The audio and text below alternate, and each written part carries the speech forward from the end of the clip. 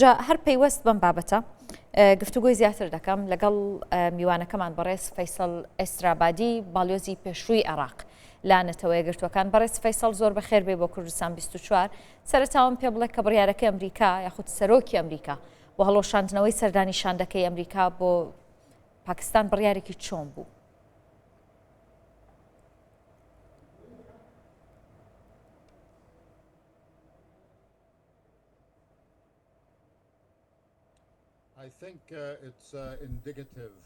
پێم وابێت ئەم بڕیارە ڕنگدانەوەی ئەو ڕاستیەیە کە سەرۆک ترامپ جەختی لێ دەکاتەوە. سەرۆک ترامپ ئەو دەیەوێت جەنگێکی خێرا ڕوویدا ئەو ویستی ئەوە بێت چەند هەفتەیە کە ئەم جەنگەی بەردەوامی پێداوە هەروەها ئێرانی لاواز کرد بۆ ئەوەی بگەڕێتەوە سەر مێزی دانوستان و ئێستا سەرۆک ترامپ پێم وابێت لەم بڕیارەیدا زۆر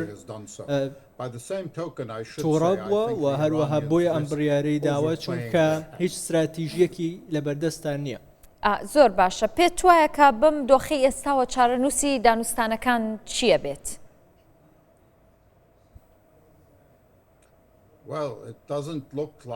ئەمە وەک ئەوە نییە کە وا دەرکەوێت دانوستانەکان بەرهەمدار بن دەوەسێتەوە سەر پاکستان وەک نێوەندگیرێک. ئەگەر پاکستان وەک نێوەندگیرێک بتوانێت لایەنەکان قایل بکات بێنەوە سەرمێزی دانوستان و پەیامەکان وەک خۆی بگات و دەکرێت جارێکی دیکە دانوستان ڕووبدات، بەڵام وەکەوەی کەوتم ئەمە دەوەسێتەوە سەر پاکستان و نابێت کۆڵ بدەن. پاکستان خەڵکانێکن کە کاری قورس ئەنجام دەدەن و هەروەها هەوڵەکانیان بەردەوامە بۆ ئەوەی وەکەوەی کە هەوڵیاندا ئاگر بەست بێتە کایەوە و هەروەها دانوستانەکان بەردەوام بوون و لایەنەکانیان گەڕاندەوە سەر مێزی دانوستان. یعنی تۆ پێت وایە کاریگەری پاکستان هێندە زۆر دەبێت کە بتوانێت ڕەوتی دانوستان و گفتوگۆکان بگۆڕێت؟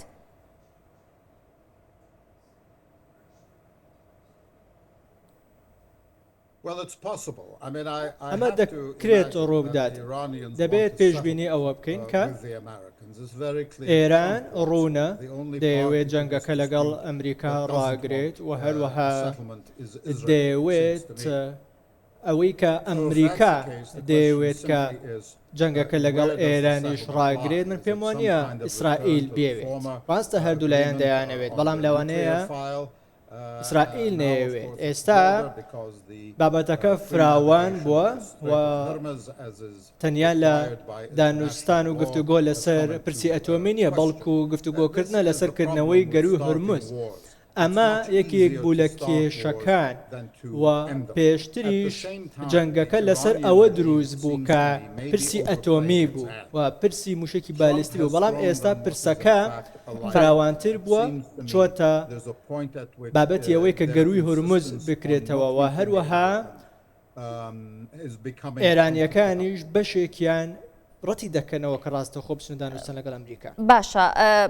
ئەم شەو سەرۆکی ئەمریکا گوتی کە دەخولک پاش هەڵوەشاندنەوەی سەردانی شاندەکەی ئەمریکا بۆ پاکستان ئێران پێشنیاری نوێی داوە پێمان. ئەو پێشنیاری کە دراوەتە دەستی ترامپ لەلایەن ئێرانەوە ئەبێت چی بێت؟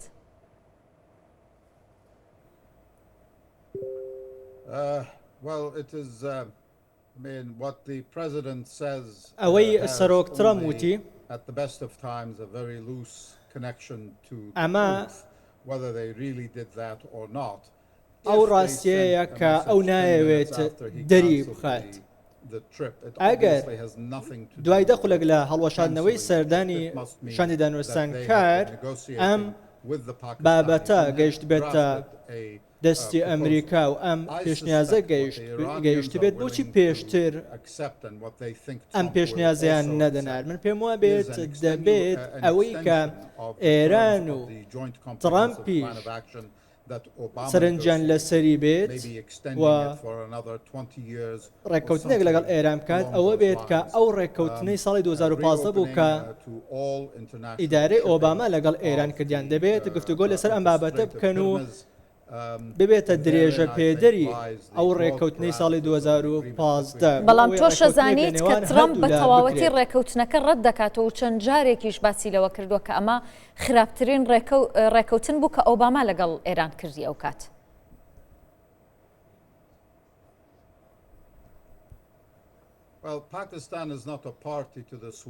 پاکستان بەشێک نییە لە جەنگەکە ئەو لایەنانەی کە بەشێکن لە جەنگەکە ئیسرائیل و ئەمریکا و ئێرانن و ئەگەر سەرۆک ترامپ و ئەمریکا دانوستان و ڕێکەوتن لەگەڵ ئێران قبول بکات دەبێت ئیسرائیلیش قبولی بکات. پاکستان وەک نێوەندگیرێک هەمیشە ڕوونیان کردوێتەوە کە ئەوان بەشێک نین لە جەنگەکە و هەوڵ دەدەن کاریگەریەکان کەم بکەنەوە سەقامگیری لە ناوچەکەدا هەبێت و ئەوان بە شێوەیەکی دڵسۆزانە ڕاستگۆیانە پەیامەکان لە ئێرانەوە دەگوازنەوە بۆ ئەمریکا و لە ئەمریکاوە دەیگوازنەوە بۆ ئێران. ئەمە ڕۆڵی نێوەندگیرێکە وەک پاکستان کە ئێستا دیکات. بەڕێز ئێسترابادی ینی باسی ڕۆڵی پاکستان دەکەی زۆر بە گرنگیەوە چ جیاوازیەکی هەیە لەگەڵ عومان کە پێشتر نێوەندگیر بوو بەڵام دانوستانەکان سەریان نەگرت و جەنگ دەستی پێکرد؟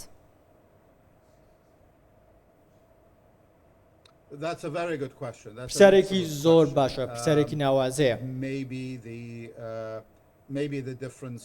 لەوانەیە جیاوازیەکە ئەوە بێت کە جەنگەکە دەستی پێکرد و ڕژێم هۆی سەری سۆڕما لەوەی کە ئەم جەنگە بەسەریدا سەپێنرا کە جەنگێک بوو بردومانێکی زۆر لە ناوچە جیاوازەکانی ئێران کرا، زۆربەی سەرکردەکانیان کوژراون و هەروازیانێکی زۆریان بەرکەوتووە لە ڕووی سەربازیەوە. بەڵام ئێستا جیاوازە ئەوەی کە ئیسرائیل و ئەمریکا ڕژدن لەسەر ئەوەی کە جەنگەکە بەردەوام بێت ئەگەر ڕژێمی ئێران بەم شێوەیە بەردەوام بێت. ئێران چەندین هێرشی کردوتە سەر وڵاتانی دراوسێشی ئەوەمان بیر بێت، هێرشی کردە سەر وڵاتانی کەنداو هەروەها ئەو وڵاتەشی کە نێوەندگیر بوو لەو ناوچەیە بوو کە جەنگەکە تێدا دروست بوو. زۆر باشە. بەڕێز فەیسەڵ، ترامپ دەڵێت کە چەندین کارتی فشارم لەبەردەستایە بەرامبەر بە ئێران. کارتە فشارەکانی ئەمریکا بەرامبەر ئێران چین ئێستا؟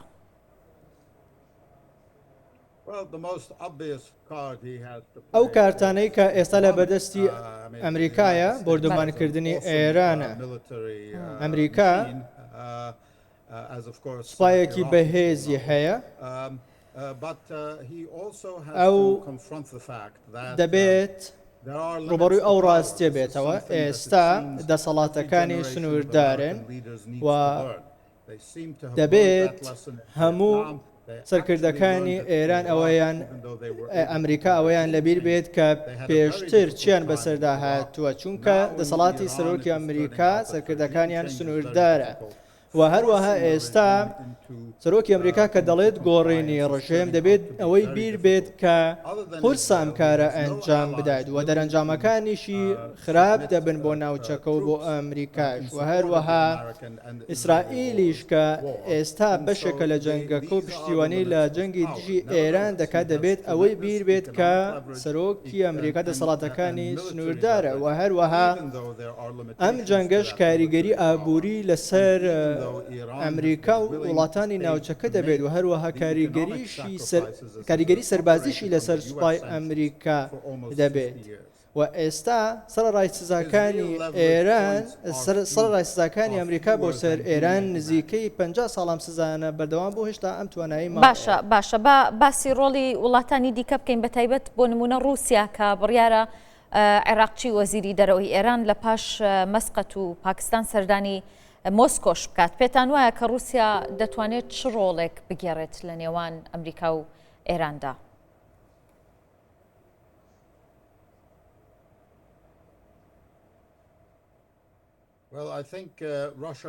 پێم وا بێت رووسیا زۆر دوورە لەوەی کە پشتیوانی لە ئێران کات ئێستا و دەبێت ئێران ئەوەی بیر بێت کە چین و رووسیا وەکەوەی کە پێشبینی کردووە ناتوانن ئەوکاری سەربازی بکەن، بەڵام لەوانەیە وەک ئەو راپۆرتانەی کە باز دەکرێت رووسیا زانیاری هەواڵگریدا بێتە ئێران بۆ ئەوەی ئەو بنکانی ئەمریکا لە ناوچەکە بکاتە ئامانج و هەروەها دەبێت ئەو ڕاستیەمان لەبیر بێت رووسیا هاوکاریەکانی بۆ ئێران سنووردارە و سنوورداریشە ئەو ویستەی رووسیا دەیەوێت بە چ شێوازێک هاوکاری ئێران بکە. دەبێت ئێران ئەمەی بیر بێت و لە بەرژەوەندی رووسیا نییە کە بەم شێوەیە هاوکاری ئێران بکەن. باشە بەڕێز فەیسەڵ، چارەنووسی ئاگربەست چی بەسەر دێت؟ ئەم شەو دۆناڵد ترامپ کە بۆ ڕۆژنامەوانان قسەی کردوتی هەر بیریشی دێناکەمەوە درێژی بکەمەوە ئەم ئاگربەستە. پێت وایە جارێکی دیکە جەنگ دەست پێ کاتەوە؟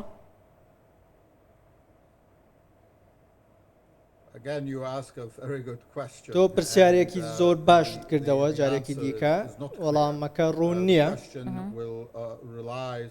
پرسیارەکە دەوەسێتەوە سەر ئەوەی هەنگاوی داهاتووی ئێران چی دەبێت. ئەگەر ترامپ بەردەوام بێت لەسەر ئەوەی نابێت کەشتیەکانی ئێران هاتوچۆی بەندەرەکان بکات و هەروەها کەشتەکانی وڵاتانی دیکەش هاتوچۆی بەندەرەکانی ئێران بکات. ئەوەی کە ئێستا من پێشبینی دەکەم ئەوەیە کە ئەگەر جەنگ ڕووبداتەوە لە بەرژەوەندی عێراق و هەرێمی کوردستان نییە و لە بەرژەوەندی هیچ وڵاتێکی ناوچەکە نییە و من پێم وابێت لە بەرژەوەندی ئێران و ئەمریکاش نابێت ئەگەر جەنگ دروست بێتەوە.